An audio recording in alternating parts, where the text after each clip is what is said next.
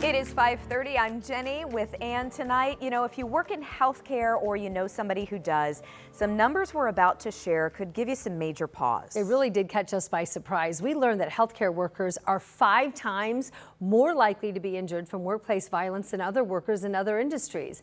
That's data coming from the U.S. Bureau of Labor Statistics. Emily Longnecker talked with someone who knows firsthand what it's like to be hurt on the job, and she explains the legislative push for more protection.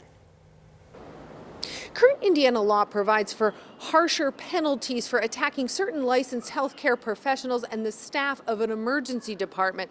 A bill this past legislative session would have expanded those protections, but it didn't make it across the finish line. Bottom line, we just want to feel safe at work. Lauren Fogt worked in nursing for 25 years, but still thinks about one of her early days in the profession when a patient's dad attacked her. Patient's dad didn't like the news that he was getting, struck me, threw me against a brick wall.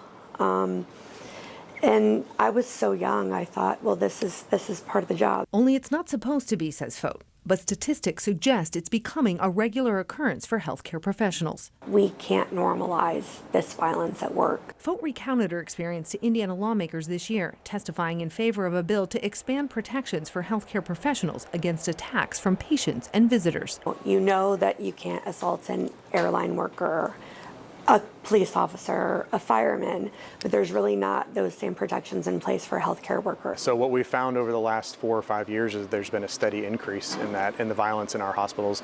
IU Health's head of security, John Barefoot, says in the past 5 years, IU Health has seen a steady increase in violence against healthcare workers.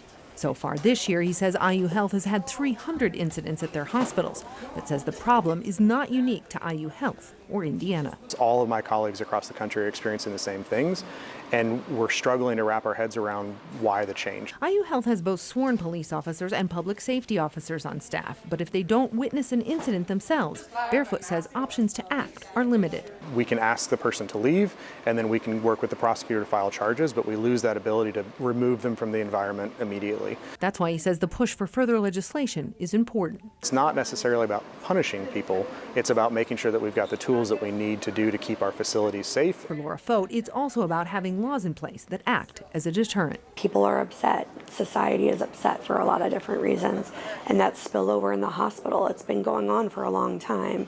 And both Fogt and Barefoot say it's about keeping employees on staff. They say that there is a healthcare worker shortage, and that shortage only increases when people don't feel safe at work. At the Indiana State House, Emily Longnecker, 13 News. So some more numbers to put all of this into context. A new report released by the American Hospital Association estimates that providers spent close to $15 billion in 2023 responding to workplace violence at healthcare facilities.